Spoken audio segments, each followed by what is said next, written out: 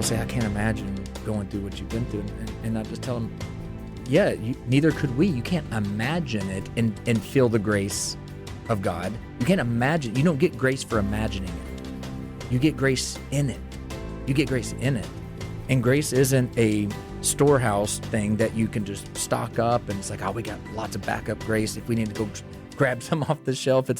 It's hand to mouth every day. Hey guys, you're listening to The Glass House, hosted by Lifeway. We are Ben and Lindley Mandrell, and we have conversations with leaders who have experienced the stress of ministry and have sensed a spotlight on their personal lives. We want to encourage ministry families and provide a glimpse inside their glass house. Welcome to this episode of The Glass House, and we're talking today about sadness. Not a subject that people love to speak about, but we're excited and thankful to have guests with us who really know this subject and can speak to us in intelligent ways about it. This is Erik and Katrina Reed, and they lead an amazing church outside of Nashville called Journey Church, and their story with their son Caleb is something that you'll want to listen to and learn from. We're excited today to have on The Glass House Erik and Katrina Reed, who pastor an amazing church outside of Nashville, and today we're talking about a tough subject of sadness. Lindley, as we've gone through the counseling process, we recognize that, like for me, Enneagram 7, sadness is something that I don't like to feel. I don't want to feel. I don't really want to talk about things that are sad. And yet honoring loss is so important. We've walked through this now enough to know that as many pastors have reached out as they've listened to the podcast, they recognize that they do have these emotions and they don't know what to do with them. And so I can't imagine a couple that could walk us through it in a way that is, you've been very close to sadness. So Erik and Katrina, tell us a little bit about you, your ministry, and then obviously with Caleb. Yeah, so Erik and Katrina, we were born and raised in Lebanon, Tennessee. So I pastor actually in the town I grew up in. Other than a short stint in the Army, gone for 4 years, that's been home for us. And never thought I'd be a pastor, never thought that was nowhere on the radar. When we were, dating, she wasn't like, here we are going towards ministry, What actually happened was I was in the Army. She came to faith back home. We were dating during that time. She came to faith, and I was like, oh, that's cool. Like I went to church as a kid with my grandmother too. Like, that's awesome. I was encouraging her like I was doing, living my life for Christ.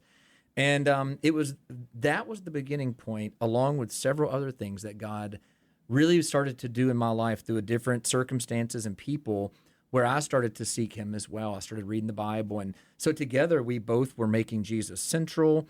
My desires for being a career military guy started to change. I wanted to be a family guy. I wanted to get married, have kids, settle down, raise that family. Didn't know what that meant I was going to do at that point because you couldn't do that in the Army and just hang out in your hometown. So, I worked for a guy at our church when I got out of the Army, but it was over the next year and a half that I began to feel a call to ministry. My passion was just, I want to teach people the Bible. I just want people to understand what my eyes have been open to understand now. And so I told her one day, I said, I feel like the Lord's calling me to ministry. And she's just like, whatever the Lord's leading you to do, it wasn't like on some radar for us, and we had no idea what we were jumping into, but it's been great. A couple of years after I felt called to ministry, I would be working on planning a church in Lebanon, and that was the first church that wasn't a scary, like curtains are closed on the windows kind of church plant. Right. One that was actually like, no, you might actually come to this. It was the first church plant in decades. And so we started the church in the summer of 2005, and it launched in 2006, and off we went. Well, walk us through the season when ministry got hard, when life got hard, when sadness became a big part of your life. Yeah, so we were both in our church serving, heavily involved when we found out we were having a baby, first child. We were 23 when she was carrying him. She turned 24. Caleb was born, and I turned 24 a couple months later.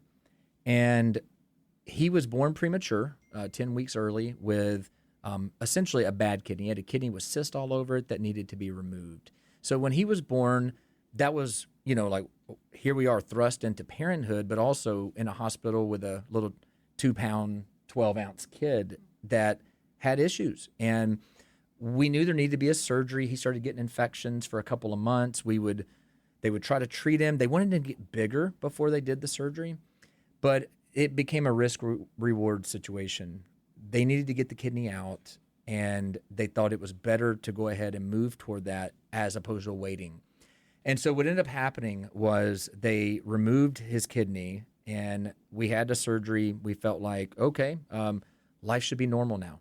In fact, that's what the doctors told us. He did. Everything at this point will be a normal life. And we found out hours later, the next day, that the bad kidney had been removed, but the good kidney had been removed by accident. Now, can you just stop there for a second? How does this happen? Yeah, how does this happen? They explained that, one, it shouldn't ever happen, but they explained that he had what would be called a horseshoe kidney, which means his two kidneys were connected together. Think of it by a piece of tissue, right? So they're connected together, and you got to think they're the size of thumbnails. He's a little bitty preemie. They're really tiny. They're connected together, and then they were folded onto one another, which means when the doctor and the surgeon went in and looked, he saw on his view there a bad kidney without realizing that when that came out, what came out with it when he opened up was the good kidney also. Wow. So there was some unique complications. Very much so. It's super rare, and that became the running joke for us, is that if something is super rare, Caleb's definitely he's gonna be the one. So that thrust us into a whole new arena that, quite frankly, neither one of us had ever been in, and I would say theologically we were not prepared for. Up until we had to work through forgiveness issues for quite a while. We were angry. We were bitter. You got to think too. This was. I mean, we were growing in our faith. I was feeling called to ministry at this point in time. I was actually interning. I was interning at the church at this point, so I had already responded to a call to ministry. And so I'm not only trying to pick up the pieces theologically now. I mean, we're angry. We're bitter.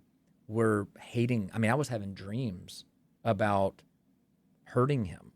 That's how deep it was.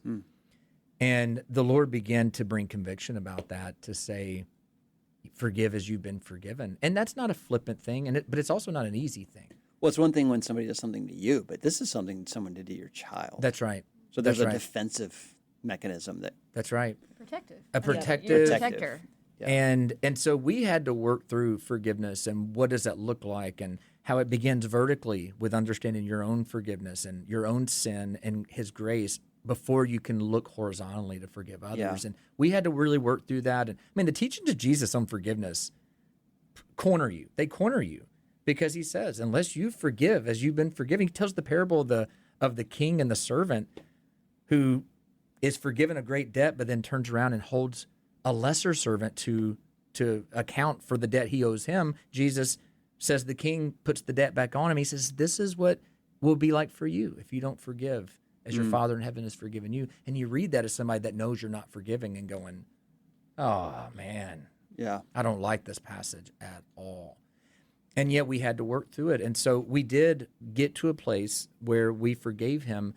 But what we realized is that forgiveness is not a one-time thing. It's ongoing. You have to keep choosing to forgive. Because, I mean, it wouldn't take us 5 minutes of dwelling on what he did and the consequence and what it's cost our family to not be right back in bitterness again, just like that. Yep. So forgiveness is an ongoing choice. It's not a one-time choice. I would good. say, too, just with every hospital admission, Oh, my goodness. because we had a lot. And so it was just every time you're back, it all comes back to Your mind goes the right reason back. why we're here. Yeah, as why well are as we the, here? as well as the financial burden That's right. that you then had to carry. So we did end up seeing him a couple years after, and this is after we had reached a place where we had forgiven him in our own hearts. I ran into him. I was carrying Caleb because he was there for dialysis. He was going for 3 hours a pop, multiple days a week. And as the elevator doors opened, the doctor was standing right there. I mean, I'm talking like a movie, face to face. And we tried to do this little thing where we pretended like we didn't see each other to walk past each other, but we kept moving the same direction, which made it more awkward. And I finally just looked him in the eye and said, "Can I talk to you?" And you could tell, like, he didn't know where this was going. And we stood up to the side of the elevator lobby right in the middle of the hospital. And I told him, I said, my family and I have come to a place where we forgive you. We forgive you. And that he broke down crying in the middle of the lobby.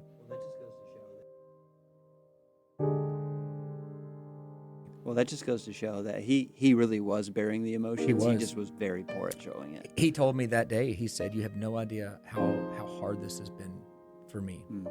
And of course, we saw in a magazine a story about him as a missionary doctor helping to do, urological work on children who would never have that opportunity. And we're like, wow. This was before we had We forgiven don't him. wanna We're just like you. we can't like this guy. It really could be that he came in that day and just had to deliver the news quickly because he couldn't. He was bear it. He was broken. Right. He was broken. And so we saw redemption there. And, forgiveness doesn't always equal reconciliation in every situation, but forgiveness is necessary on our part. It's good. So that we're not held bondage by that. And we had been. But that set us free. But forgiving him didn't change our circumstances. So we were still having to learn to live with a very sick son and a lot of uncertainty about our future. And that became the context for ministry, period, for us. And it still is the context. So he was able to get a kidney transplant from Katrina when he was 2. Oh, wow. Now, what's amazing about that is that he was not a match with her when we first got tested. So we were both tested. I was clearly not a match. He was not a match with her either. And so we were on the list. And when it was getting crunch time he had run out of room for more catheters. And the doctors were like, we need to just retest everybody and see. Because he had been exposed to blood for dialysis. He was having to receive blood products to do that. And when they tested Katrina, again, she came back as a match. Wow, what a praise for you guys. It was unbelievable. And it was literally at the 11th hour. It was a praise, and it was terrifying because that was my very first surgery. Yeah, so as poor an organ Katrina, donor. That's a big one. is in that tension of, I've got to help save my son's life, and yet I'm also terrified of a surgery. And so she went into surgery and gave him her kidney, and that kidney functioned to the very end perfectly. We never had an issue with that kidney. But from 2 to 13, I would say that was the normal years, even though from the outside looking in, if you knew a story, there was nothing normal about it. He was on medications constantly. He had regimens and routines he had to do. He had a feeding tube. He had a urostomy, which he peed from into a pouch because his bladder didn't work. He was on respiratory treatments every night. I mean, it was, when I say it was. And you call that normal? It was normal. It was normal because it became normal. It became normal. And because his first 2 years were so hard and his last 2 years were so hard, that was the most. He went to school. He played sports. He played video games with his buddies online. You could not tell he was a really sick kid just by looking at him. Yeah, he might be a tad bit smaller He was than a the little rest bit of his shorter than friends. everybody else, but there's me at 5 foot. Yeah, so. yeah. He had got that honestly from both You're of not us. people of great size. We're not. So we were enjoying those years in the middle, even though they were hard too, and there were hospitalizations and issues. At the end of the day, fall of 2017, he was 13 years old. He got something called fungal meningitis. And again, all of these things his body is more prone to because he's on immune suppressing drugs. Yeah. So you and I could be exposed to it and your body would fight it off immediately. And we didn't know what was going on. We were in the hospital. They were testing. They were looking for things. And he ended up going unconscious and having a stroke. And that I would say is when everything changed again. Wow. It was everything changed again. It was 2.0. And we were almost back to like what it felt like right after the kidneys were removed. Crisis, just crisis. Right? Yeah. And what were you feeling at that time of just as a mom? Just so much on it. It was really hard this time because we had 2 other children. Yeah. The first 2 years, it was us. We spent the night together at the hospital every time. But now we're having to do this whole, I take the kids to school, I come visit y'all, I go pick them up, we're home for the night. And Erik just, lived there for the last 2 years. Yeah. I'd go home on the weekend to preach. She'd come up and be with him. And here's the thing, we developed over the years what we would just called hospital mode. We just knew, we were so used to it, we just did it. But that changed everything.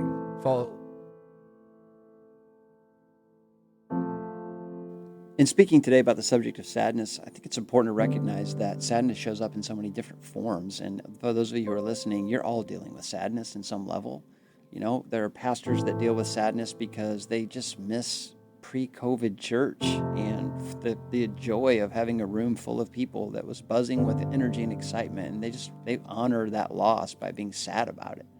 And there's other ways, like family issues and others. I appreciate the way Eric was even sensitive to that, because even interviewing them, we had to give the disclaimer, and I'm sure anyone out there who has lost a child, you hear this disclaimer all the time. Like, I mean, our sadness is not like your sadness, because it's not, and we all know that. But he was so gracious to say, just because you haven't experienced the sadness that we have does not mean that yours is not real. Yeah, our measuring rod's a little bit different probably than the average. Sure. I think we probably do give grace more than we judge. There's times where you roll your eyes. I mean, I see people complaining about life on Twitter, and I'm just like, you have no idea what you're You talking really about. don't know what suffering Like is. you are a whiny baby. Yeah. But we also recognize too, and we tell people this: what you're going through is what you're going through, and it's the trial that God has put you in to trust Him with. Yeah. You're in a place where you're going to have to trust Him with this. And here's the deal: it may not be ours, and you could judge it and compare it, but we could do the same. We could look at the life of John Owen and say he lost 10 of his 12 children, Yeah. and say we don't know anything. It's true. And so it's like, no, but our pain is our pain. Our trial has been our trial, just like everyone else's theirs. And that's what, as Elizabeth Elliot said, that's what God has put in your hands to be faithful with. And so whatever He puts in your hands, it could be the loss of a child, it could be, a work problem, a relationship, marriage problem. You just go down the line. It's still the thing that's been in your hands, and it hurts, and it's real, and it doesn't actually change it to compare it to somebody else and say, well, I shouldn't complain. It's like, no, it's real. It's real.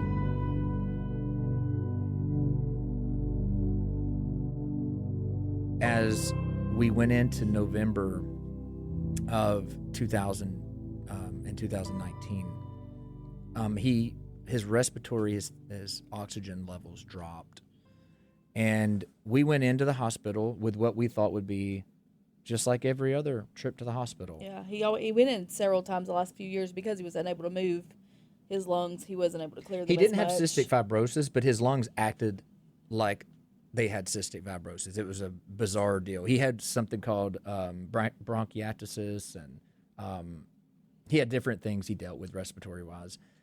But his oxygen went down. They admitted him, which would be normal routine for us. Started him on antibiotics. And the routine for 15 years is get in, get antibiotics, get better, go home. Go in, get antibiotics, get better, go home. And that had become so ingrained. He wasn't getting better.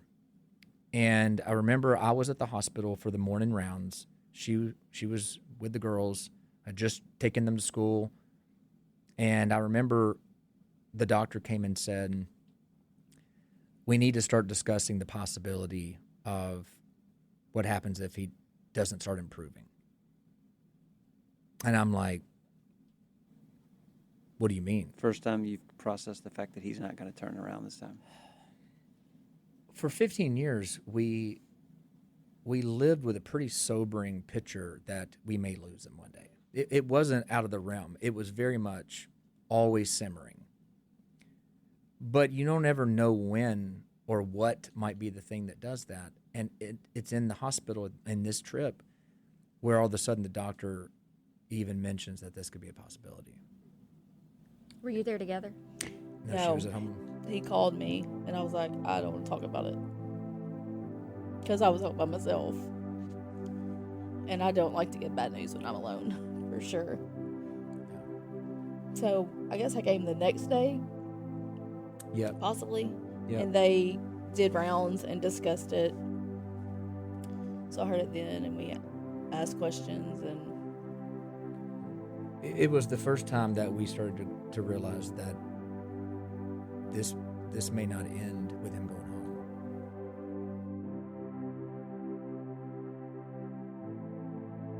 On December 1st, that morning, rounds were made, conversations happened, and they told us he's not going to get better.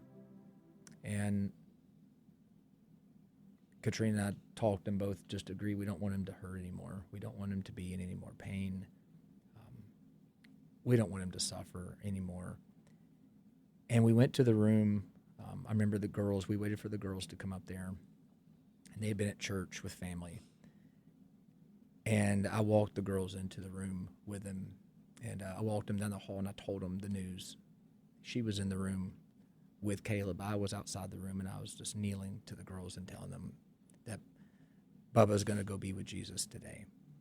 And we cried in the hall, and we went in to see him and just loved on him.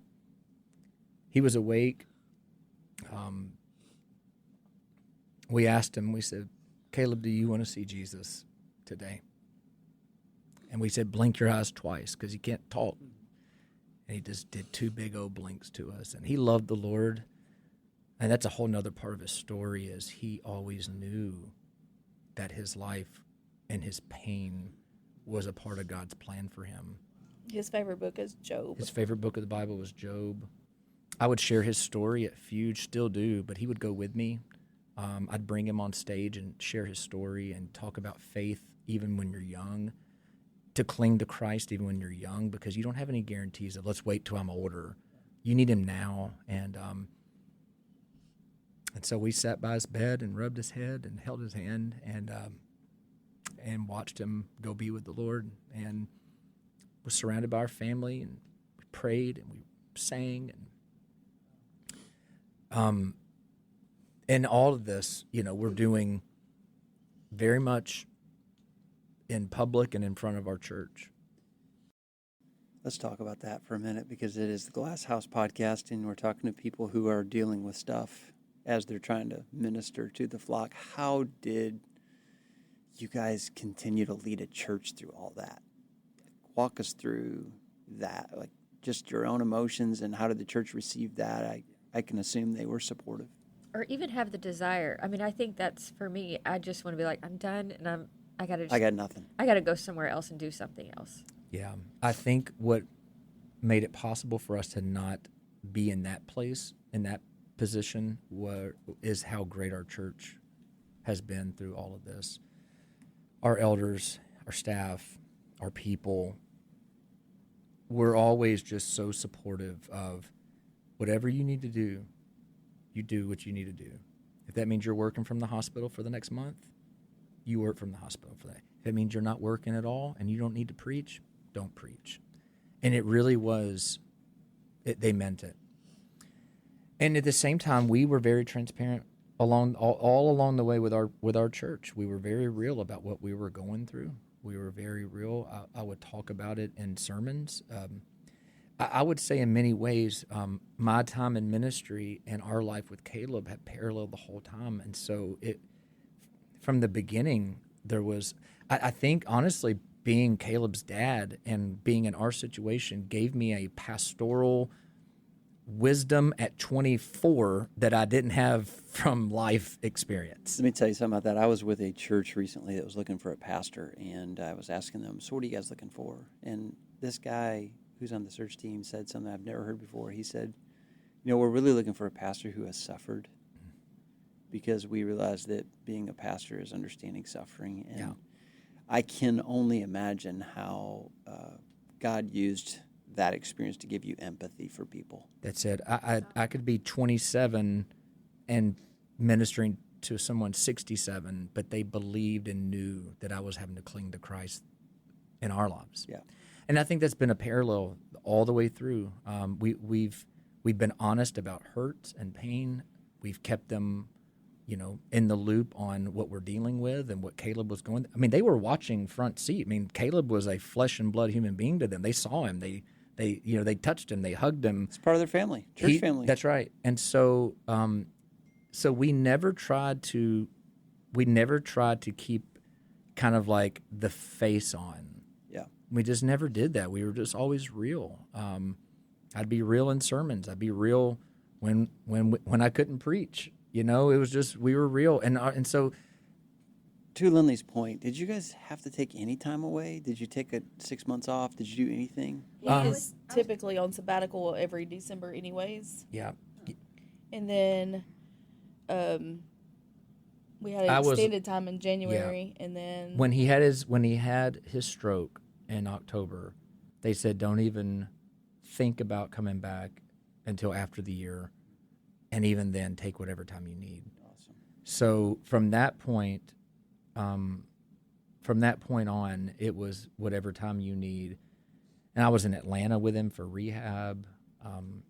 Our church was just fantastic with that. Well, I have a question for you, Katrina, in that how long did it take you to come back? Because, I mean, it kind of goes into this question of sometimes people are afraid, like they don't know what to say. Yeah.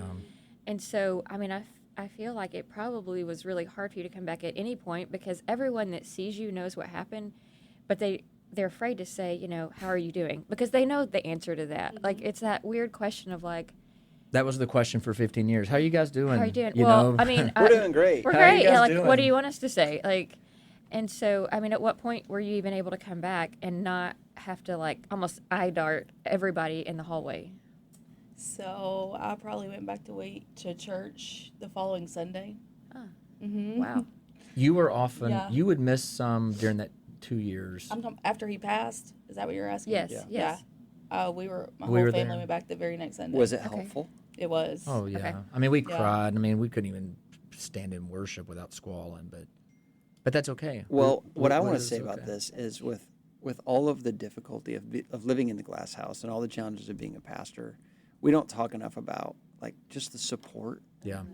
You know, when a church is healthy, they're there for you. You're Yeah. there for them. It goes both ways. Yeah. It's just inspiring to hear about how much your church loved you through that. It really is a testimony to Well, the and quality how of your fast church. you wanted to go back. I Oh, mean, yeah. that they love you so well that you wanted to go back Yeah. Yeah. that quickly. They actually planned the entire funeral. They did. They took set care of it all the up, details. location, Wow. everything. All we did was gather some pictures for them. They took care of all of it, and they did a weekly drop off of gifts, random gifts, ranging from like crafts for the girls to do to gift cards for food For a year. for a whole entire year after that. And so they were amazing, and I just know I didn't want to sit at home and just Yeah. become depressed and just dwell on it. So to be there, to be able to worship, and imagining Caleb worshiping with us at Yeah. the same time. I thought it was really special the way Katrina said the very week after Caleb's passing, she felt comfortable going back to church. Because my question to her was just, you know, you're kind of the elephant in the room because everybody knows what has happened, and people, whether we like it or not, feel awkward. They don't know what to say because, like we talked about with them, you sometimes just naturally say, "How are you?" and then you feel silly because you know how they are. They're just in horrible pain. And so I thought it was so special that she felt the desire to go back. But I do recognize out that some of you listening may not have that same story, because not every church is the same, and there are some churches that can feel toxic that when we lead them. And so, you know, if you are someone who would not feel that same freedom to go back in there that quickly, I think I just would recommend finding, you know, we talk about this safe space type or safe place type people. I mean, maybe you have a few really close friends or someone in the church that you really trust that could maybe come get your children, your other kids, like if you want them to go to church and they still maybe don't have a greater understanding of what is really going on and still want to be at their, you know, in their preschool or in their children's. You know, maybe you could find someone that you could just be completely like gut-wrenching honest and say, I cannot go, and I may not be able to go for 6 months. But would you help me? Would you come help me get my kids ready? Would you help me take them to church and bring them home? And, you know, you may even say, would you pick up lunch on the way home for us at wherever? I mean, so just find those people, if at all possible, that can just really be your just family. In 20 years of leading people, I've learned this about grief. There is no one size fits all. There just is no formula. What is good for one person is not good for the next person. And so in some settings, it helps to get back into community, into fellowship, and others. Some time of withdrawal is healthy. I can say this, I don't have a frame of reference for what they've experienced, but we've resigned to churches and stayed for X number of weeks after we resigned. Those periods for me were so draining because you're having the same conversation and it's a sad conversation over and over and over. So, for example, in our last church, we stayed, I think, 5 weeks, 7 weeks, No, it's 3. 3 weeks, felt like 7 weeks. Did you? But once everybody knows you're leaving, there's only one conversation you have with every Yes. person is, we're sad you're leaving. So I can understand why somebody in the state of grief would want to pull back and withdraw because it's just so hard on the heart because you are the one having to steward that conversation over and over and over again. So I just think it's important to give people freedom who are listening, who are experiencing grief and sadness and feeling like they need to express it in ways that is appropriate for them. Talk about your younger 2 girls because, I think as I'm processing this, it'd be really hard for them to understand the goodness of God being younger and that He took their big brother, though. I'm sure they adored him. Yeah. And Kaylee so- and Caleb, the oldest, the 12-year-old, Yep. they're so much alike. She's been loving Jesus. I mean, it seems like her whole life. Yeah. Hard. She loves to read her Bible. She loves worship. I mean, her and Caleb are so much alike. Very much. And so it was harder for her. Yeah, because she was older. Yeah. She could understand it. Kyra was like 3 or 4 when he got sick, so she probably doesn't even remember him talking, really. Yeah. So all she's known is Bubba in a wheelchair. Yeah. So, And we've made it a habit. I mean, this is part of it is as we were thrown into his suffering at the beginning, we had to start learning, how do we see God in the midst of suffering? How do we understand life as a Christian and suffering? We didn't have a theology of suffering when it happened. We did. It wasn't a biblical one. And so we had to start constructing the pieces together of a worldview that would help us to walk out life with a ton of uncertainty. And as we did that, we shared that. Like we raised Caleb to understand this is why your body's like this, but let me tell you the bigger picture of what God is doing in your life. And Kaylee and Kyra have heard that same story. So in family worship and devotions and just our just daily life conversations, understanding suffering and pain and death and loss is something that they know about that I never knew about at their age. I mean, they literally stood bedside and held their brother's hand as he passed away. So this is going to be formative no matter what for them. I'm guessing that you guys are now part of a club you never wanted to be a part of, which is people who have lost a child. And there's probably pastors and wives that have reached out, who have walked through this, who need help. What words have you given to them? I'm thinking about our listeners right now, maybe somebody who's walking through this very thing, picked this episode because they're walking through this. What have you learned over the years that's been like some healing medication? Like, what are you telling folks? Yeah. our motto is one day at a time, literally. Yeah. With so much uncertainty about the future, Caleb's health, we had no control. We could do everything perfectly in terms of caring for him, and we had no control over his future. And what that does is it forces a dependence on God every day. Literally 24 hours. Like all we can think about is from this morning till tonight. Well, people say, I can't imagine going through what you've been through. And I just tell them, neither could we. You can't imagine it and feel the grace of God. You can't imagine. You don't get grace for imagining it. You get grace in it. And grace isn't a storehouse thing that you can just stock up and it's like, we got lots of backup grace if we need to go grab some off the shelf. It's hand to mouth every day. And so what we tell people is don't get too far over your skis thinking about all the what ifs, just deal with today. Just trust God today. Lean on Him today. I think cultivating fellowship with God is huge for navigating trials. You also have to know the character of God. And I wrote a book called Uncommon Trust, talking about trust in the Lord with all your heart. Lean not on your own understanding, but in all your ways acknowledge Him, and He will make your path straight. Trusting in the Lord is really, really good Christian cliche advice. How do you do it? And that's what we had to start working through is what does it mean to trust God with this situation? There's an old saying, God cannot use a man greatly until he wounds him deeply. Yeah. And I do think that just listening to the two of you talk, I can only imagine how God's used you through this to minister to so many people. And thanks for talking about it.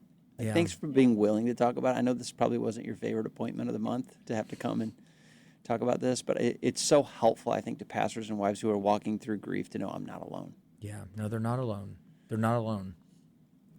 Well, we have two questions that we love to ask all of our guests because our listeners are living inside the glass house. And the first one is just, what is the greatest challenge that you have found of being a pastor and pastor's wife, living in the glass house where your life is being lived before public view?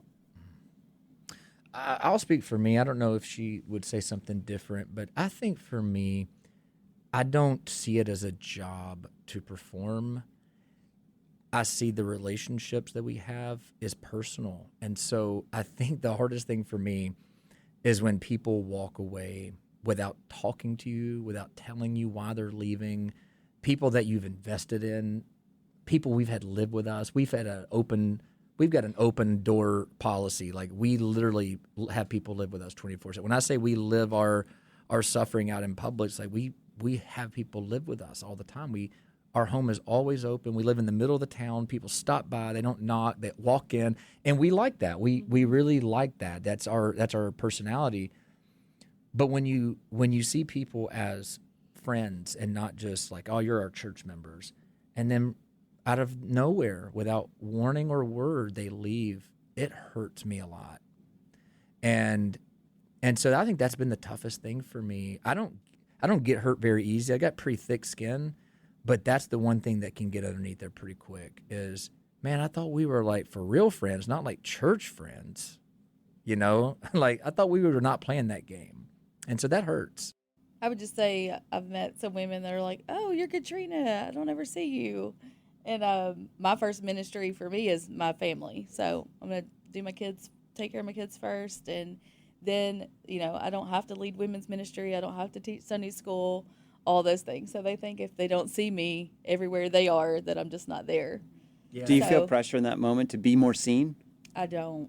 You're like, I'm Our over old that. pastor's wife told us, and she didn't even know I was going to be a pastor's wife at the time, neither did I, but she was like, I don't have to do everything here, like, to be a good pastor's wife. I support him and raise our kids to love the Lord. And I've just never put that on her. Right. I don't care if somebody else's expectation of her is that. What I want her to do is to love the Lord, to love her church, and to do what she feels like the Lord's calling her to do, which is to care for the faith. And where she wants to be involved, great. But she'll never get pressure for me to say, you need to go do this because you're supposed to. That's just going to make her resent the church at the end of the day. So our last question is, what has been the greatest blessing of living in the glass house? And we alluded to that a little bit of just how it's been like family to you. But what would be your actual answer? We love the people that we get to do life with. I never anticipated being a pastor, and I'm sure the Lord could call me somewhere else. But our prayer has been, Lord, if you would be pleased to keep us right here for the rest of our lives, we would be content to do that. We love these people. The hardest thing about ever going anywhere else would be that we love these people, and so they're a joy. Our folks, they're a blessing to pastor. They're not a burden at all. And that would be my answer. I would say the same. Just the people and the relationships and the support and love that we've had. It's just, they're like a true family. They're a family. Yeah. Yeah, they're our family.